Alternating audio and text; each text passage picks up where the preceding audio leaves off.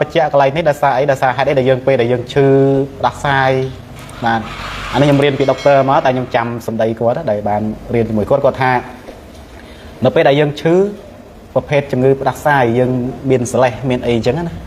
នៅកកនៅអីអញ្ចឹងអានេះមានន័យថារាងកាយរបស់យើងគឺល្អ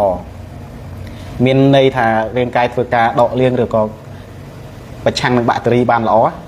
បាទប៉ុន្តែបើសិនជាយើងឈឺហើយកយើងស្ងួតក្អកស្ងួតណាអានោះមានន័យថារាងកាយអត់ល្អទេហើយប្រព័ន្ធការពារក៏អត់ល្អដែរបាទអញ្ចឹងអាធ្វើឲ្យយើងមានសលេះមានអីចឹងណានៅលើកករបស់យើងហ្នឹងគឺរាងកាយវាចាប់បញ្ជូនមកណាបាទដែលវាភ្ជាប់នៅសលេះនៅលើកកយើងហ្នឹងណាបាទអាហ្នឹងគឺដែលខ្ញុំបានរៀនពីដុកទ័រមកអញ្ចឹងអ្នកឈឺយើងត្រូវកត់សម្គាល់ណាឈឺអត់ស្លេះឈឺមានស្លេះណាប្រភេទផ្ដាសាយណាឬក្អកដែលមានស្លេះអញ្ចឹងណា